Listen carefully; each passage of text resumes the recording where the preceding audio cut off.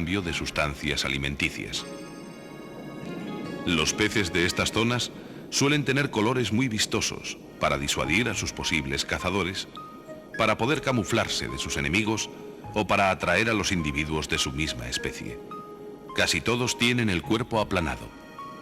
En estas zonas, además de peces, hay una gran variedad de formas vivas. Abundan los caracoles y las babosas.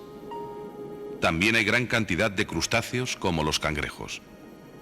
Pero cuando la profundidad supera los 1000 metros, la vida se reduce drásticamente, principalmente por la falta de luz y la baja temperatura.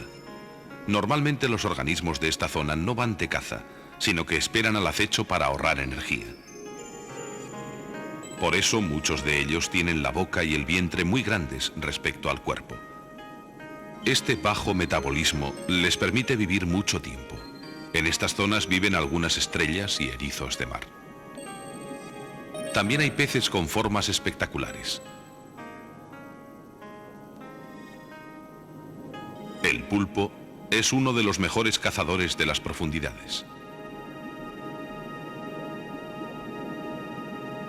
En las zonas de completa oscuridad, la vida escasea. Y sin embargo hay más de 2000 especies diferentes de peces. Más de la mitad de las mismas tienen la capacidad de producir luz. Esta zona abisal es la más vulnerable a los efectos de la contaminación producida por el vertido de todo tipo de residuos humanos en los fondos marinos, que podrían llegar a afectar a la estabilidad de los ciclos biológicos.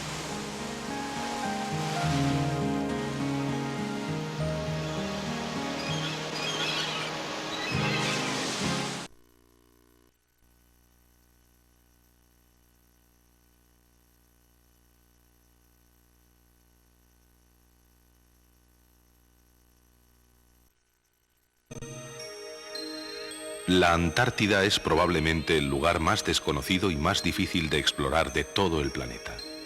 Tiene un clima terriblemente duro. Las temperaturas pueden alcanzar los 80 grados centígrados bajo cero. También hay fuertes vientos, que muchas veces superan los 200 kilómetros por hora. La Antártida tiene 6 meses de luz y 6 de oscuridad, en el periodo conocido como noche polar. A pesar de estas condiciones tan extremas, la vida se las arregla para seguir latiendo en este frío y apartado rincón de la Tierra.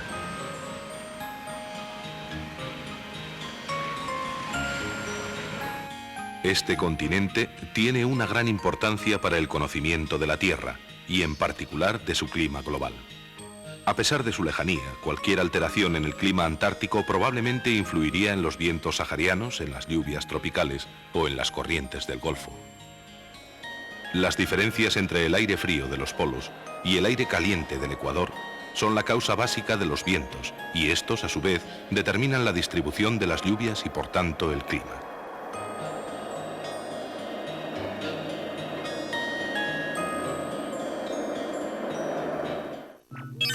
El continente antártico. La Antártida es una gran masa continental cubierta de hielo con una extensión de más de 14 millones de kilómetros cuadrados, de los cuales solo el 2% están libres de hielo. Está situada en el círculo polar del hemisferio sur. Al ser un auténtico continente, la Antártida es muy montañosa, al contrario que el casquete polar ártico. Tiene una gran cordillera que forma el esqueleto de la península antártica y avanza hacia América del Sur. Otras cordilleras cruzan el continente desde el mar de Weddell al mar de Ross. La zona costera es famosa por las enormes colonias de pingüinos y focas.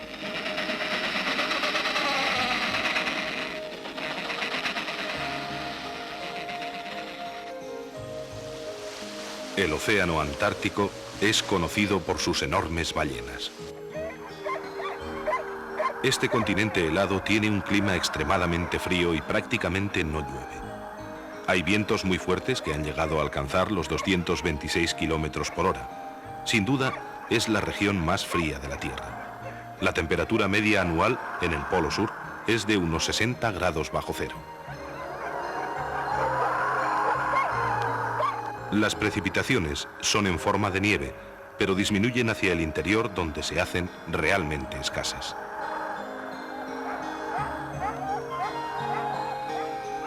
Durante el verano, el sol no se pone en ningún momento en la Antártida debido a la inclinación del eje de la Tierra.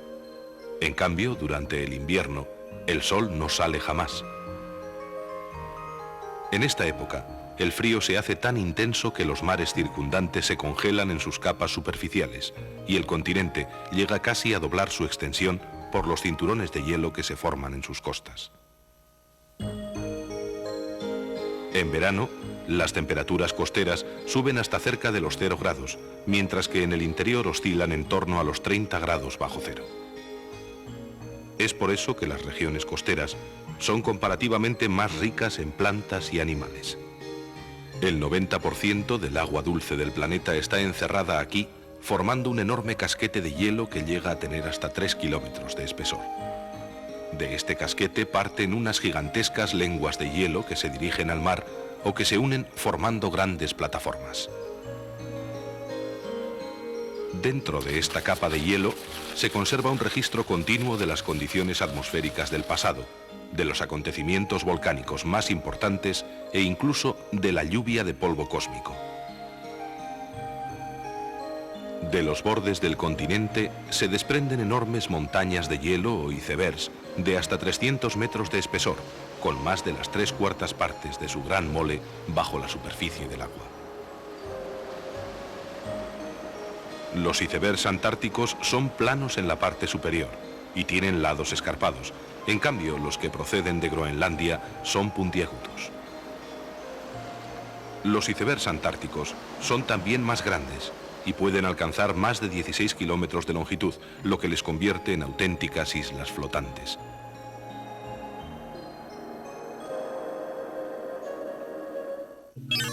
La vida en la Antártida.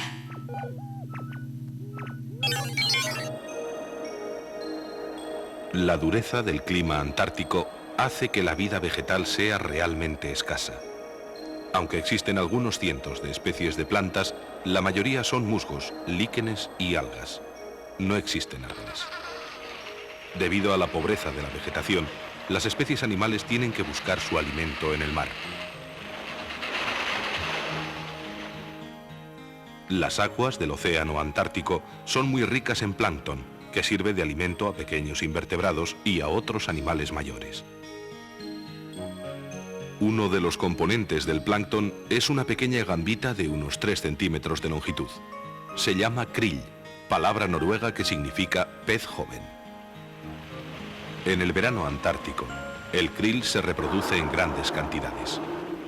Resulta sorprendente que este pequeño animal sea el alimento de los mayores mamíferos que pueblan los mares terrestres, las ballenas. Como la ballena azul, que es el animal más grande del mundo. Habita normalmente en aguas polares y puede llegar a medir 30 metros de longitud y pesar más de 110 toneladas.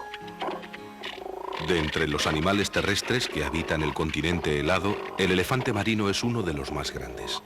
Los machos pueden llegar a pesar hasta 3,5 toneladas. Viven en comunidades llamadas harenes, donde hay varias hembras por cada macho. Cada una de las especies de focas tienen hábitos de cría y alimentación diferentes y están perfectamente adaptadas a la vida en los mares helados. La temperatura interna se mantiene constante, incluso dentro del agua.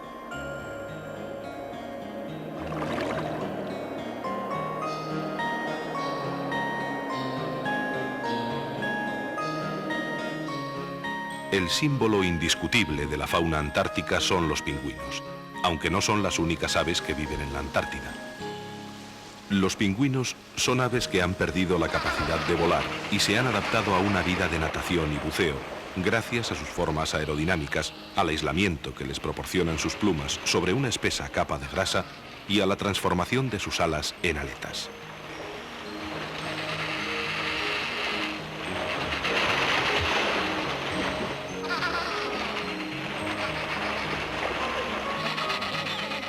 En la zona antártica habitan 5 especies de pingüinos.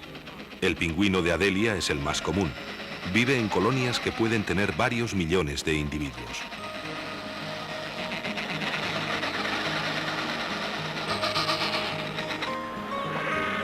El más grande es el pingüino emperador, que mide alrededor de 1 metro de estatura. Cuando termina el verano y todos los animales abandonan el continente para evitar el durísimo invierno, el pingüino emperador permanece en la Antártida para aparearse e incubar el enorme y único huevo.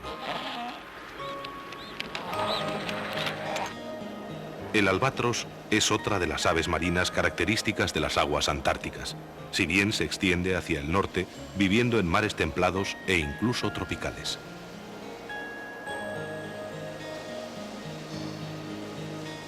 Estas enormes aves se distinguen por su vuelo planeado, sus picados y por sus virajes y ascensos rápidos casi sin batir las alas.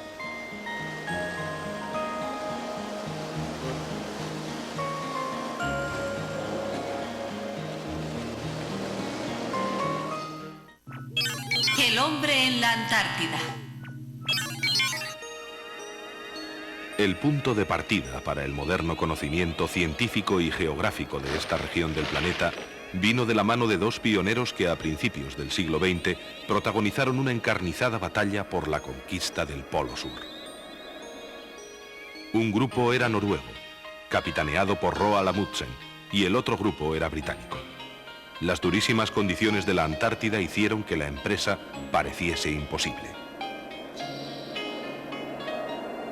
El 14 de diciembre de 1911, Amundsen alcanzó el Polo Sur geográfico. El otro equipo lo hizo 2 meses después. El británico Robert Falcon Scott y sus 4 compañeros de equipo murieron en el viaje de regreso. Testigo de su aventura es este diario de Scott, que fue encontrado junto a su cadáver 8 meses más tarde. Actualmente hay muchos países con bases más o menos permanentes en la Antártida. En ellas se hacen estudios científicos sobre fauna, flora, clima y también sobre la influencia de la contaminación en el medio ambiente. Existe un acuerdo internacional que impide la utilización de los recursos naturales del último continente virgen del planeta.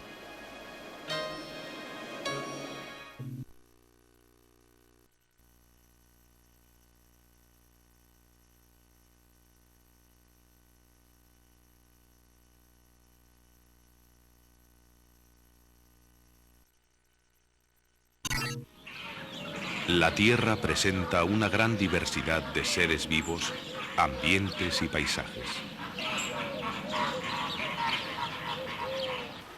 Esto se debe a que en el planeta se dan, según las regiones, distintos niveles de temperatura, humedad e insolación. Ello hace que nuestro planeta tenga esa variedad de colores que le hacen ser el más bello del sistema solar. Debido a la diversidad de climas, la vida se ha adaptado diferentemente en las distintas regiones. La línea del ecuador terrestre no es paralela al plano de la órbita de nuestro planeta respecto al Sol.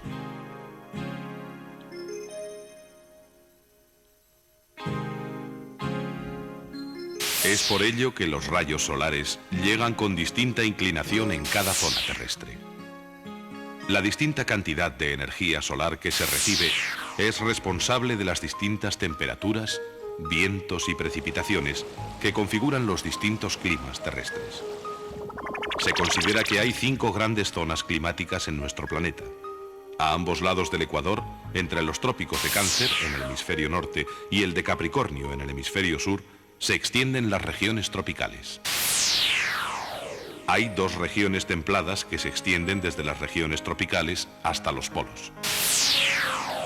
Y 2 zonas polares con bajas temperaturas debido a que reciben los rayos con mayor inclinación. Las regiones tropicales reciben los rayos de una forma más directa y las temperaturas son altas todo el año.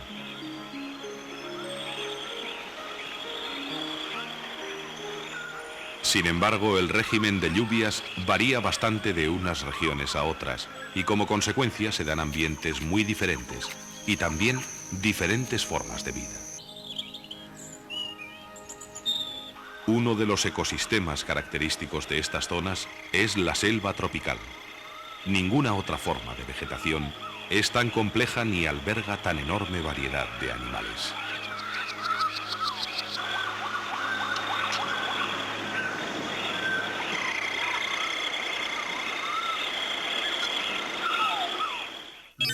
La selva ecuatorial.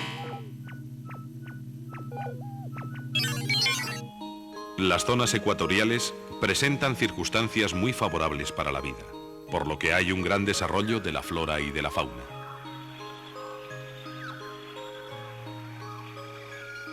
Las selvas se encuentran en Nueva Guinea, África ecuatorial, el sudeste asiático, América Central y América del Sur.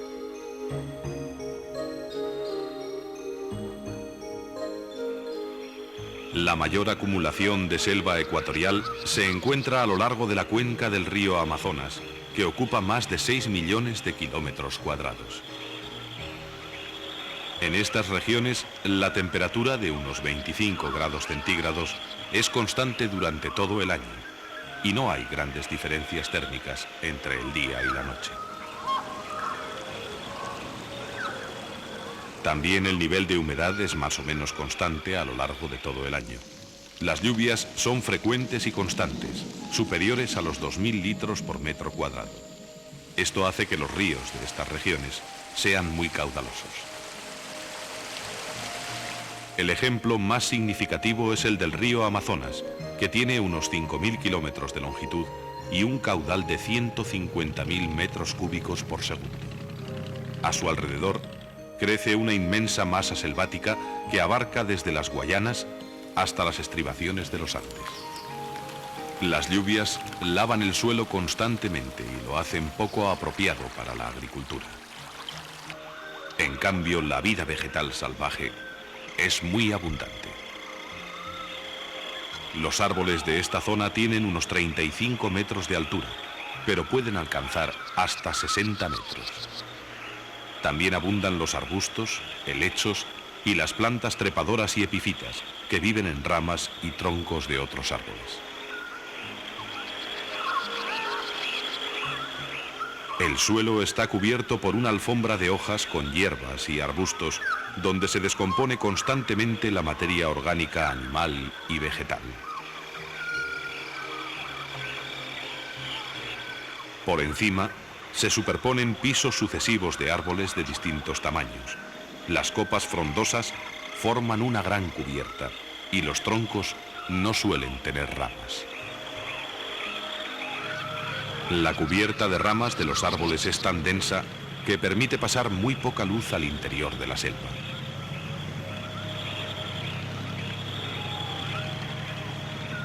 Las sustancias nutritivas no están fundamentalmente en el suelo, sino en las plantas que crecen, florecen y fructifican durante todo el año.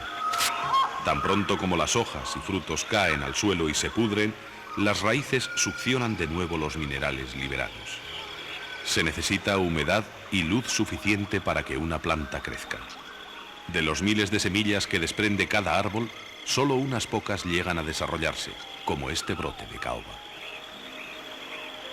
Durante el primer año, que es el más difícil, este brote puede crecer una media de 15 centímetros.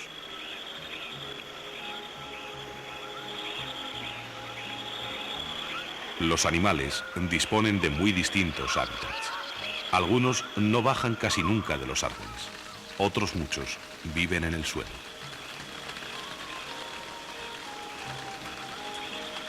Entre los animales destacan los simios y otros mamíferos pequeños, con sus extremidades adaptadas para poder sujetarse a las ramas.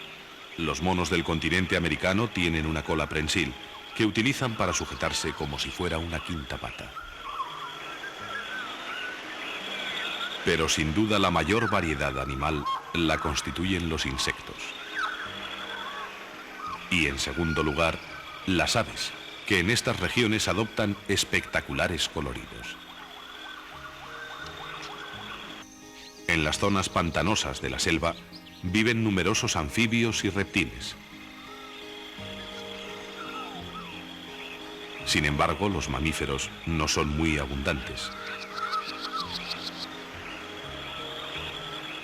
En cambio, donde abundan los mamíferos es en la sabana, otro de los ambientes típicos de estas latitudes, pero con un clima diferente.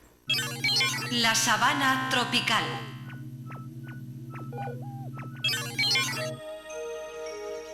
A medida que nos alejamos del Ecuador, la cantidad de humedad desciende y se producen ambientes muy diferentes a los de la selva virgen. En estas regiones, que se extienden por las Antillas, parte del Centro y Sudamérica, las 2/3 partes de África, parte de Birmania, Indochina y el norte de Australia, el clima presenta dos estaciones bien diferenciadas. Durante el verano, al igual que en la selva ecuatorial, las lluvias muy abundantes. Durante el invierno tiene lugar la estación seca, en la que apenas llueve y hay más variación entre las temperaturas diurna y nocturna. En estas regiones, en ocasiones se dan tormentas llamadas ciclones tropicales.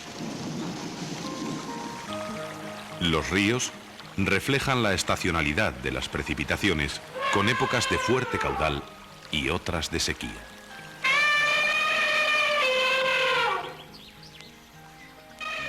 En la sabana suele haber grandes extensiones de hierbas altas que adquieren mayor tamaño en la época de las lluvias. También suele haber árboles aislados como el baobab y grupos de eucaliptos y de acacias.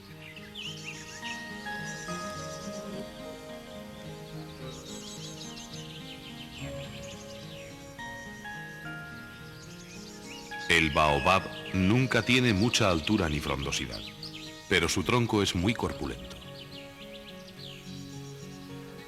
En esta zona existe una fauna abundante y variada. Los animales herbívoros que pueblan la sabana se alimentan de toda la gama vegetal y pacen de una manera selectiva en diferentes niveles y lugares. Así, el ambiente no se deteriora, a pesar del número relativamente elevado de animales que habitan en cada área. Los animales herbívoros, como los elefantes, cebras, antílopes, jirafas, ñus, etc., suelen vivir en rebaños donde tienen más posibilidades de sobrevivir a los ataques de los depredadores. Los leones y otros felinos, como los guepardos, son algunos de los depredadores más comunes. También hay animales como los buitres y las hienas que aprovechan los restos de la caza de los depredadores.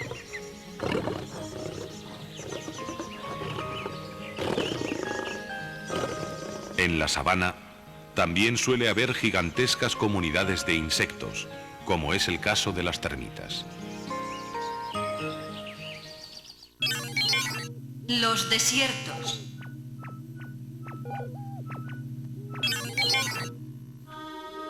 En amplias zonas situadas a la altura de los trópicos, hay un tipo de ecosistema especialmente duro para la vida. Es el desierto, más hostil aún que las duras estepas australianas donde habita este canguro. Extensas regiones en Asia, África, América y Australia presentan unos cambios de temperatura brutales entre el día y la noche, que en el desierto del Sahara, el más grande del mundo, pueden ir desde los 55 grados centígrados hasta 1 bajo cero.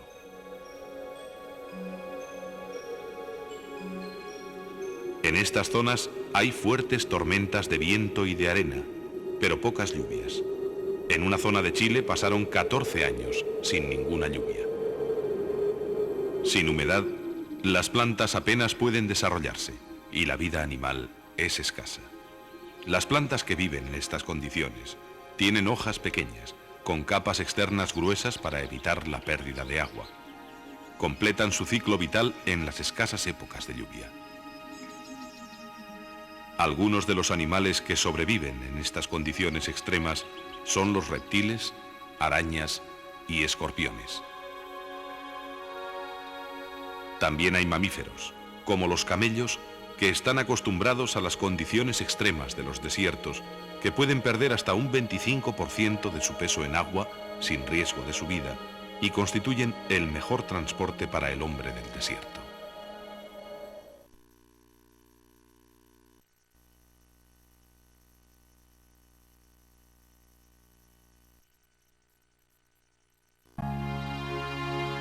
Mucho antes de que Colón descubriera América, antes de que los romanos formaran un gran imperio, antes de que los griegos asombraran al mundo con sus conocimientos.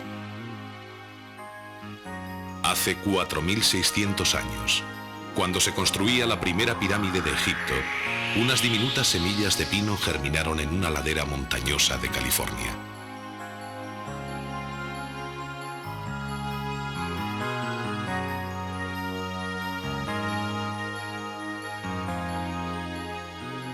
Estas semillas se convirtieron en árboles, y aquellos árboles siguen vivos en la actualidad, desafiantes al paso del tiempo.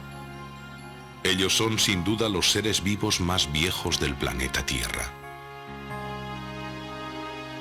En sus miles de anillos se han registrado los cambios climáticos, terremotos y erupciones volcánicas del pasado. Dentro de 1000 años, cuando la mayor parte de las construcciones del hombre actual se hayan convertido en polvo, estas silenciosas criaturas tan poco valoradas por el hombre aún seguirán dando testimonio de la admirable capacidad de supervivencia de la vida vegetal sobre nuestro planeta.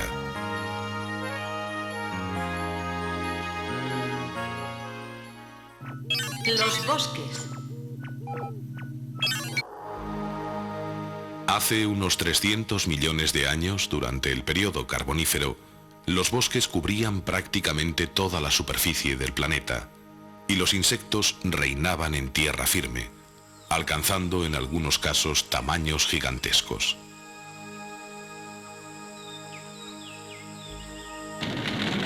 Debido a las erupciones volcánicas y a las tormentas eléctricas, se originaron unos gigantescos incendios que asolaron la Tierra durante cientos de años. Como consecuencia de ello murió una cantidad enorme de animales y vegetales. Los restos de aquellos árboles se convirtieron en el carbón que actualmente explotamos como fuente de energía. El Sol está en el origen de toda esa energía.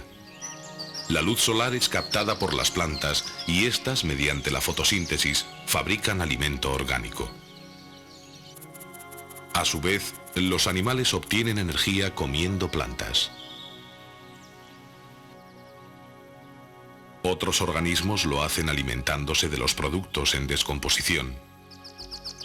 Y todos ellos viven gracias a que las plantas verdes pueden captar la energía del sol. Con buenas condiciones climáticas, un terreno comienza pronto a poblarse de vegetales. Primero aparecen los musgos y líquenes. Después surgen las hierbas, que cubren mejor el suelo, lo protegen y aumentan la concentración de materia orgánica. Esto genera unas condiciones favorables para plantas y arbustos más desarrollados, que acondicionan el lugar para la llegada de los árboles, los reyes del bosque. Con ellos, comienza a crearse un microclima sombrío y húmedo, protegido de los vientos, del calor del día y del frío de la noche.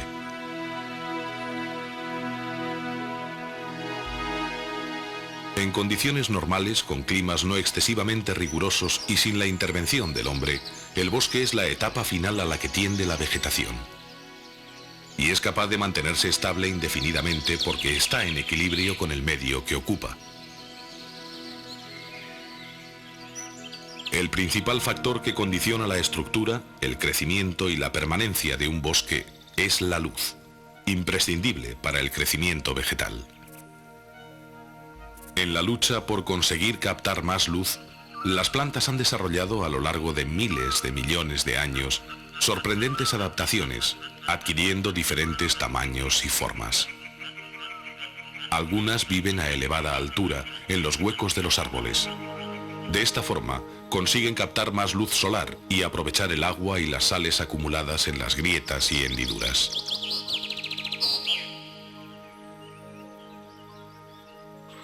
Dentro de un bosque, las especies vegetales se dividen en distintas alturas. En la parte alta, llamada estrato superior, están las copas de los árboles. El siguiente escalón está formado por arbustos. Debajo se sitúan las hierbas y plantas pequeñas. Y aún más abajo están los musgos y por último, en el suelo, las hojas caídas y otros materiales en descomposición. El follaje de los árboles amortigua el efecto del viento, retiene gran parte de la luz solar, impide cambios bruscos de temperatura y mantiene un alto nivel de humedad. Todo ello hace que el bosque sea un ecosistema muy estable. Estas condiciones favorecen el desarrollo de la vida animal, desde los diminutos insectos hasta los mamíferos, los reptiles o las aves.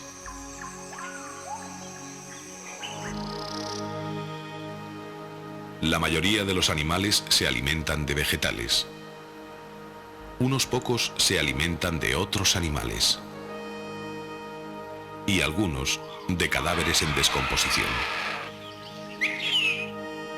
Las adversas condiciones climáticas de los desiertos y de la alta montaña constituyen un enorme obstáculo para la supervivencia de animales y plantas.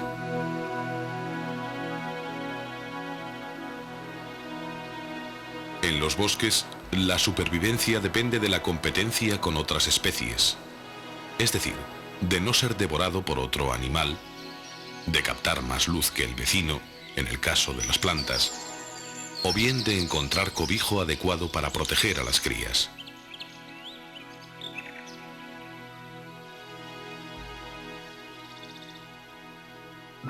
Distribución de los bosques.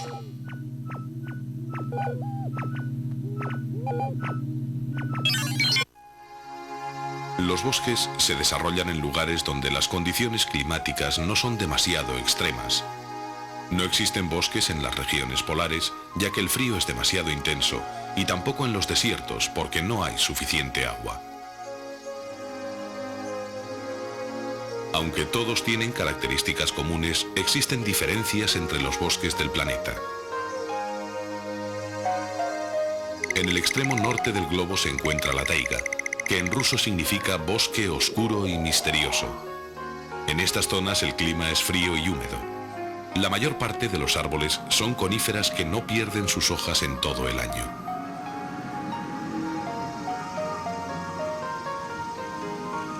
Entre los animales que lo pueblan hay tejones, armiños, ardillas, linces, liebres árticas y lobos.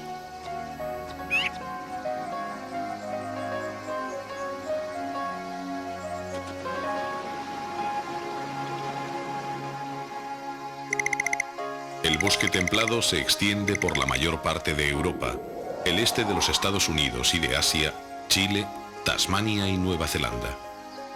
Los veranos son calurosos y los inviernos son fríos. Muchos árboles pierden sus hojas en otoño, formando un mantillo sobre el que se desarrollan vegetales de poca altura y hongos. Hay ardillas, zorros, lobos, osos, gatos monteses, insectos.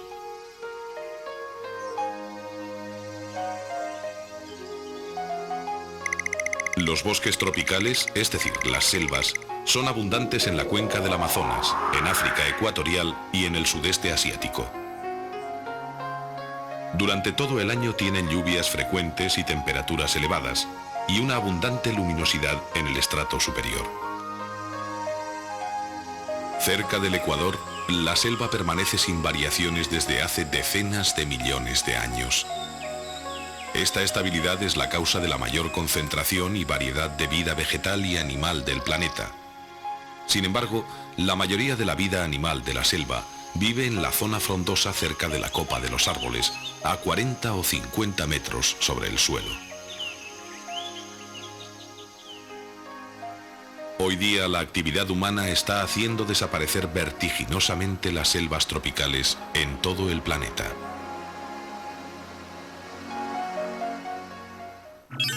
Deforestación. Hace tan solo unas décadas, casi 2/3 de la superficie terrestre estaban cubiertos de bosque. Sin embargo, hoy en día esta extensión se reduce a menos de un tercio.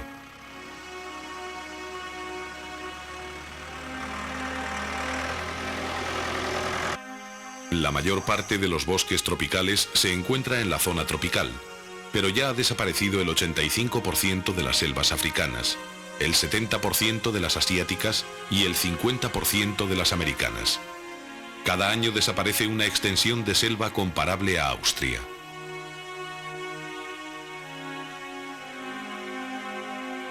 Las causas son variadas. Por una parte, la madera es el principal combustible de muchos países. Casi 4 de cada 5 familias del mundo dependen de la madera como fuente de energía.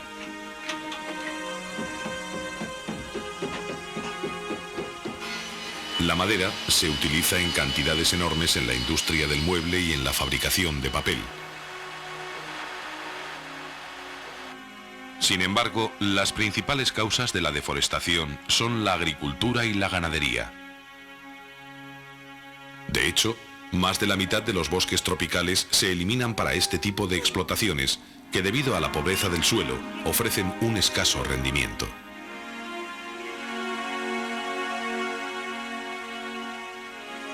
La principal consecuencia de la deforestación es la erosión del terreno, que produce un aumento de la desertización.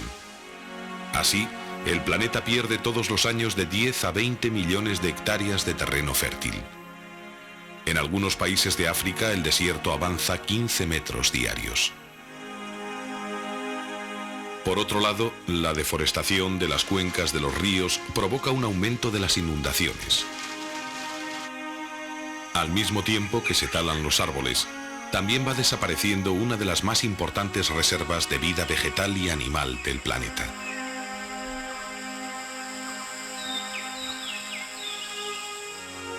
Cada vez hay menos árboles para absorber el dióxido de carbono, al tiempo que la quema masiva de combustibles envía a la atmósfera enormes cantidades de este gas.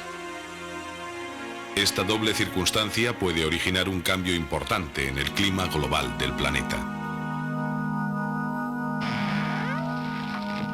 Rápida e inexorablemente estamos destruyendo nuestros bosques, esos generosos fabricantes de oxígeno. De ellos surgieron el 40% de nuestros medicamentos. Las especies animales y vegetales que aniquilamos se llevan consigo el secreto de futuras medicinas que curarían muchas enfermedades. Además, las plantas silvestres que desaparecen contienen la información genética que necesitaría la ciencia del futuro para aumentar la producción de alimentos en un mundo superpoblado. La diversidad de la vida es uno de los mayores tesoros del planeta Tierra. Si no protegemos los bosques y plantamos nuevos árboles, nos empobreceremos nosotros y empobreceremos a nuestros descendientes de forma irreversible.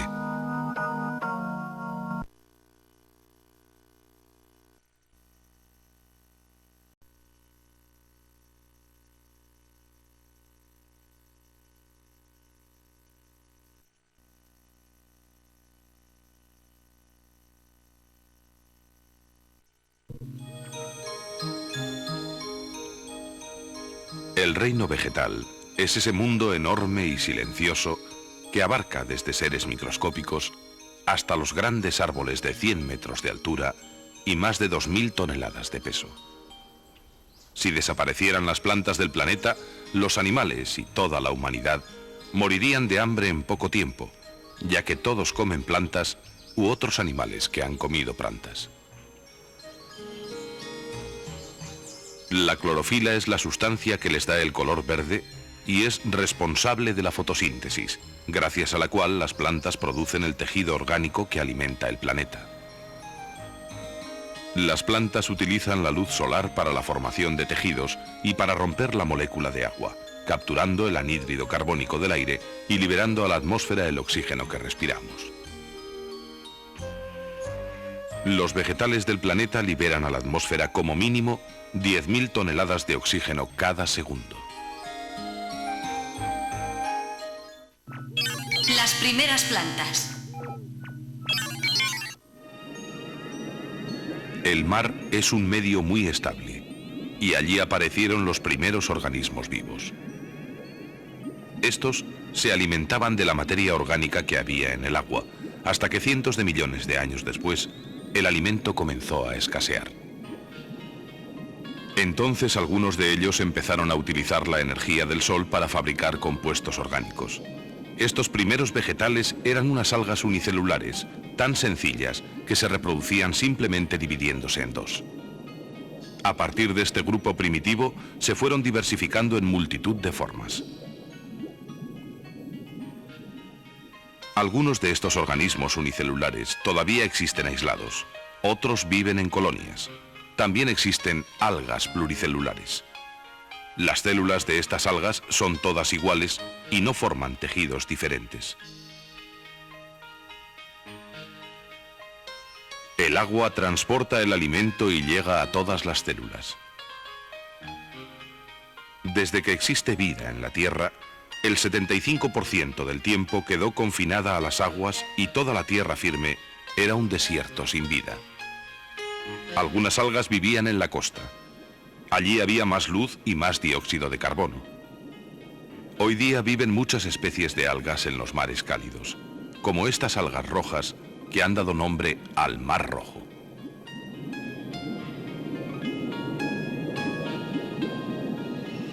En las aguas templadas y frías viven unas grandes algas pardas que pueden llegar a tener hasta 100 metros de envergadura.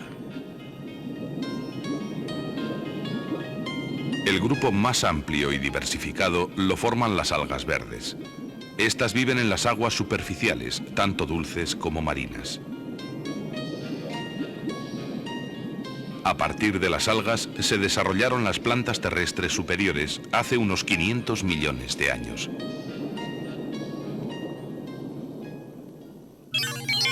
El paso a la Tierra.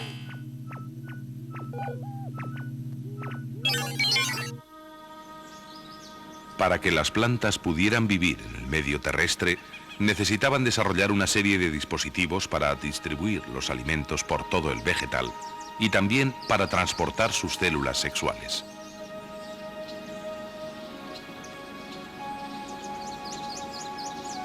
Además, necesitaban un sostén que las mantuviera erguidas. Esto hizo que se produjera una clara diferenciación entre los órganos y con el tiempo aparecieron la raíz, el tallo y las hojas. Poco a poco las plantas se fueron independizando del agua para su reproducción y desarrollaron mecanismos para evitar su desecación. La emigración a la tierra firme de las formas de vida que estaban adaptadas a las condiciones de los mares representó la mayor victoria conseguida por la vida sobre el mundo inanimado. El musgo es una de las plantas más primitivas. Sigue necesitando el continuo aporte externo de agua para realizar sus actividades vitales.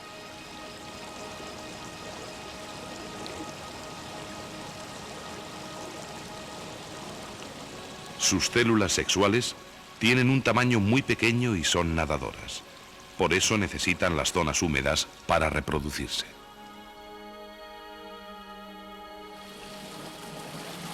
Los helechos presentan una mayor complejidad. Tienen ya la estructura de las plantas terrestres y en la era primaria colonizaron por completo la tierra firme.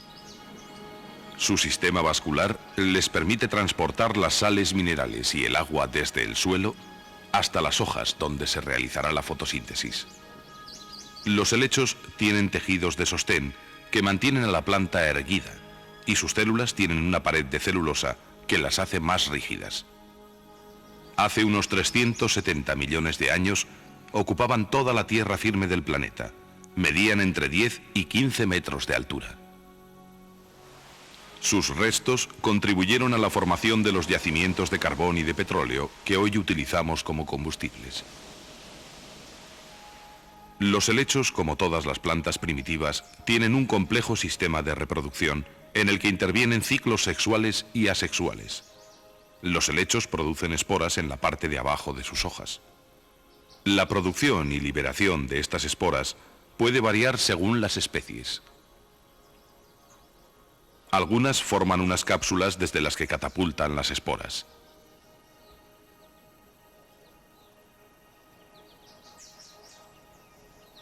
Cuando el tiempo es seco, el viento arrastra las esporas. Cuando el tiempo es húmedo, las esporas caen al suelo y forman una planta completamente diferente que se encargará de producir las células sexuales masculinas y femeninas.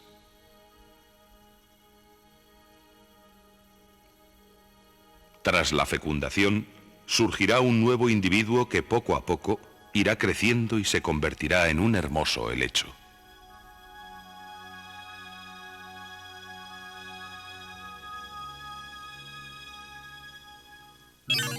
Las semillas.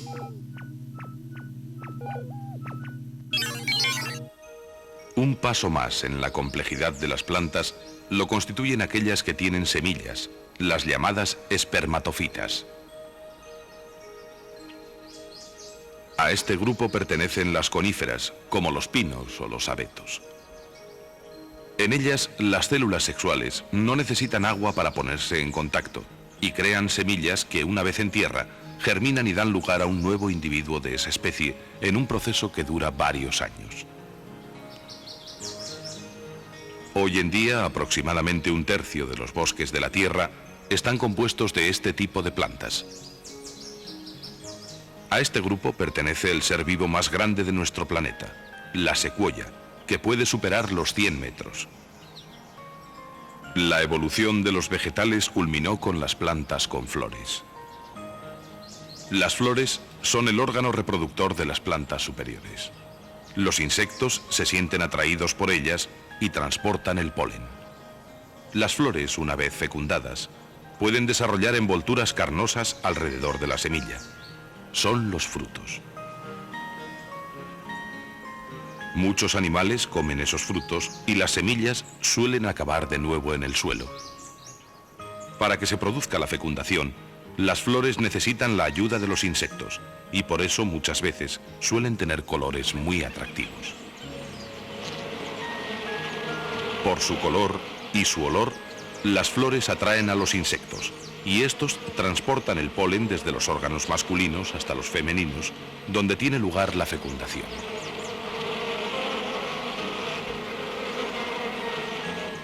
En el grupo de plantas con flores también se incluyen árboles como el magnolio. Algunas flores, como estas orquídeas, han desarrollado complejos sistemas para atraer a los insectos y garantizar la fecundación.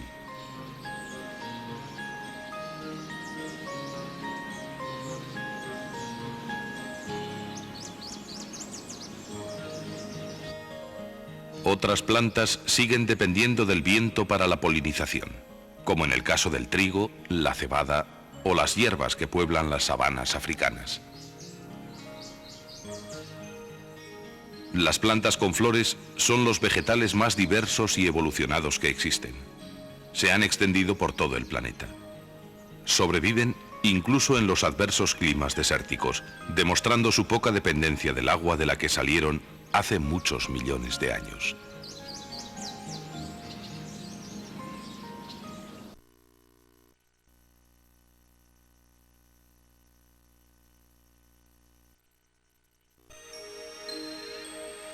A veces puede resultar difícil creer que todos los animales, desde las aves hasta las iguanas, las mariposas o los monos, tienen el mismo origen.